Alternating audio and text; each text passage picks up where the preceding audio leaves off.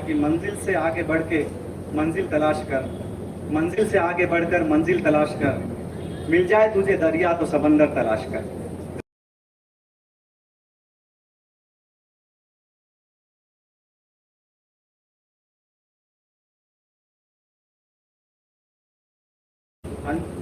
अंजाम उसके हाथ है आगाज करके देख, अंजाम उसके हाथ है आगाज करके देख, भीगे हुए परों से परवास करके देख।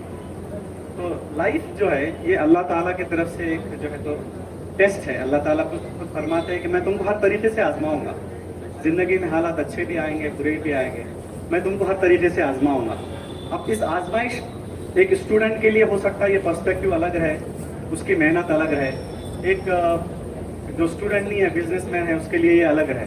तो एज अ स्टूडेंट हम लोगों को क्या चेक करना चाहिए, over the period of time क्या चीज़ें कल्टीवेट करना चाहिए जिसके वजह से हम अपनी जो ये जो लाइफ है या ये जो अपनी स्टडीज़ है या एकेडमिक्स है, हमारा जो गोल है हम किस तरीके से अचीव कर सकते हैं। As a Muslim I will talk you from our perspective. तो सबसे पहली चीज़ इसमें जो है तो यकीन है, एक मुकम्मल और कामिल यकीन जो है तो हमारे लिए होना ज़रूरी है कि दुनिया की हालात जो है तो ये आगे पीछे आते रहते हैं। इंसान को जो यकीन है अल्लाह की ज़ात के ऊपर, यही उसको जो है तो ये नहीं गिरने नहीं देगा, डिप्रेशन में जाने नहीं देगा, उठने नहीं देगा।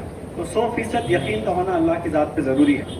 जिस तरीके से हम देख रहे हैं कि आज जो दुनिया में हालात चढ़ रहे, हर हालात अपने को कुछ न कुछ सिखाते हैं। आप गाजा की मिसाल ले लो, अक्सर हम लोग देखते हैं और हम कभी कभी डिमोटिवेट भी होते हैं, लेकिन ये जो गाजा के लोग हैं ये हमको मोटिवेट करते हैं। किस चीज़ से मोटिवेट करते हैं? अब उनके जो हालात है उससे हमको बहुत सारी चीज़ें मिलती है। अल्हम्दुलिल्लाह एरार सर है, माजिद सर है, बहुत बड़े बड़े ओरेटर्स वो आपको बताएंगे। जो चीज़ें मैंने सीखा उससे मैं बताता हूँ। एक चीज़ मैंने उन लोगों से ये सीखा कि उनके पास परसिवरेंस होता है। परसिवरेंस है ना इस्तिकामत, वो अपने हालात चाहे कुछ भी हो अपनी जगह पे डटे हुए, दे आर परसिवरेंस। दूसरी चीज़ उनके पास जो है वो फर्म फेथ इन अल्लाह, उनका यकीन कि वो कुछ भी हालात आ जाए उनका इतना एकदम अटूट यकीन है कि वो उनको देख के हम याद आ जाती है, अल्लाह की याद आ जाती है। और दुनिया भर में कितने लोग जो है तो इस्लाम के अंदर दाखिल हो गए। दूसरी चीज़ यकीन।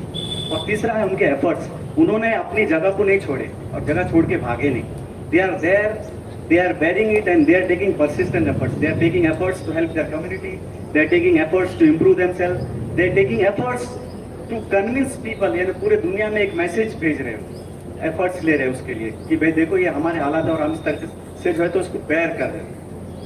अब मैं एक एग्जांपल बताता हूँ कि वहाँ पे उन्होंने कैसी मेहनत करे। देखो ये छोटा सा बच्चा है, एक डॉक्टर की इंटरव्यू थी, he was a paediatrician, Burns का पेशेंट था, वो वहाँ पे गाजा में सर्विस करके बाहर आया, उसकी इंटरव्यू लिए। एक छोटा सा बच्चा है बर्न्स का, उसकी ड्रेसिंग कर रहा था वो डॉक्टर को। डेली बर्न्स के पेशेंट को ड्रेसिंग करना पड़ता, वहाँ एनेस्थेटिक है नहीं, एनेस्थेटिक एजेंट्स खत्म हो गया, हमको मालूम है। तो कभी लोकल में कर रहे, कभी एनेस्थेटिक्स में कर रहे। तो बच्चे ने पहली बार बोला डॉक्टर डोंट हर्ट मी। फिर दूसरे दिन ड्रेसिंग करे, दूसरे दिन भी डॉक्टर को बोला doctor please don't hurt me, dressing करते दर्द दे रहा। फिर तीसरी बार वो बच्चे ने क्या बोला मालूम, अस्तगफिरुल्लाह है रब्बी मिन कुल्ली ज़ंब। तो डॉक्टर ने पूछा तुम अस्तगफार क्यों पढ़े? तो बच्चा ये बोलने लगा कि सर मेरी एक्सपेक्टेशन आपसे थी, मैंने अल्लाह से मांग कर दी। तो इतने बुरे हालात में भी तो छोटा सा बच्चा जो अपने अल्लाह के साथ पे यकीन रख के जो मेहनत कर रहा है, मतलब जो भी हालात को फेस कर रहा है, मुझे लगता है आज के हालात में एज अ स्टूडेंट हम लोगों को भी इस चीज़ की ज़रूरत है। चाहे एग्जाम डिले हो जाए, चाहे एग्जाम पोस्टपोन हो जाए, अपने आप को हताश नहीं होने देना। इस पर एक अपॉर्चुनिटी जो है तो समझ के अपने को आगे उसकी मेहनत करना है। दूसरा है हार्ड वर्क। तो हमको अपने ईमान के साथ, अखलाक के साथ, किरदार के साथ एक मेहनत करना है, अपने आप को कल्टीवेट करने की। हार्ड वर्क अपने एकेडमिक लाइन से, हार्ड वर्क अपनी एक पर्सनल लाइफ के एतबार से, हार्ड वर्क अपनी दीनी लाइन के एतबार से। तो अपने फाउंडेशन को, अपने बेसिक्स को मजबूत करो। वो फाउंडेशन बेसिक मजबूत कैसे होंगे? जब अपने आपके टीचरों से रब्ता कायम करेंगे। एक तो अपनी मेहनत करना, दूसरा टीचरों से रब्ता कायम करना। लास्ट टाइम भी एक गेट टुगेदर था, उसमें मैंने ये चीज़ अच्छे से बताया था कि भाई you always see to it that you have one mentor. जब हम लोगों ने MBBS में एडमिशन लिए था तो हमारे मेंटर माजिद सर थे, डॉक्टर समी सर थे, they were the topper, we used to go to them, वो हमारा टाइम टेबल बना करते थे। ऑलवेज हैव अ मेंटर, दीन के एतबार से भी एक मेंटर का रखना और दुनिया के एतबार से भी एक मेंटर का रखना। वो वक्त के साथ वो आपको गाइड करेगा। ये मैं बार बार बोलता हूँ, even when you are in UGs, when you are in PGs, when you are doing internship, it's always better to have a mentor, क्योंकि वो ये चीज़ से हालात से गुजरे हुए हैं। जैसे हम लोग ये चीज़ आपके जैसे सिचुएशन से हम लोग भी गुजरे हुए हैं, हमारा एक विजन है, हमारा एक पर्सपेक्टिव है, वो पर्सपेक्टिव का आप लोगों को फायदा होगा। इसलिए always have one mentor.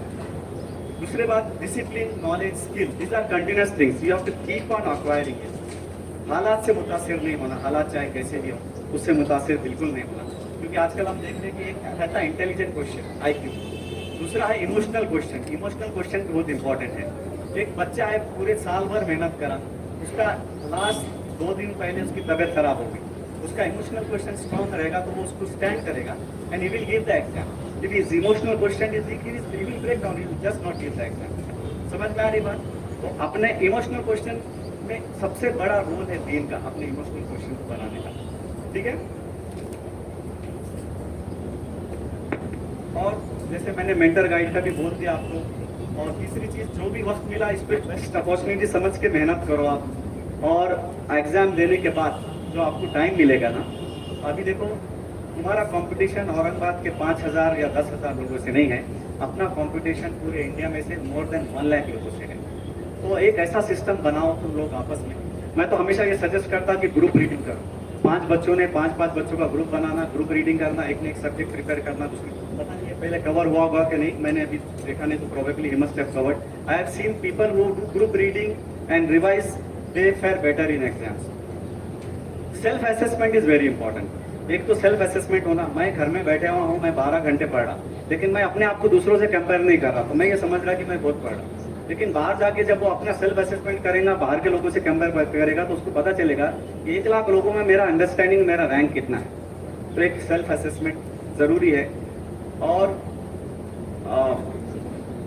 Self assessment के बाद जब तुम टीचर के पास जाएंगे या तुम ग्रुप में रहेंगे, तो ग्रुप के साथ भी अपना असेसमेंट करो, तो तुमको अपनी अंडरस्टैंडिंग आएंगे कि नेशनल लेवल पे तुम्हारा रैंक कितना है। अभी हम लोग ये देख रहे हैं कि औरंगाबाद में पहले 2 ही मेडिकल कॉलेज थे, एक औरंगाबाद का मेडिकल GMC, एक MGM, अब 5 मेडिकल कॉलेज है। 5 मेडिकल कॉलेज में तकरीबन 1000 से ज़्यादा सीट हो गई, 200 5 मेडिकल कॉलेज आ रहे हैं, फिर इतने एतबार से सीट भी उतने ही बढ़े, PG के सीट्स। तो ऐसा नहीं है कि अपॉर्चुनिटी नहीं है, अपॉर्चुनिटी बहुत है। दूसरी चीज़ क्लिनिकल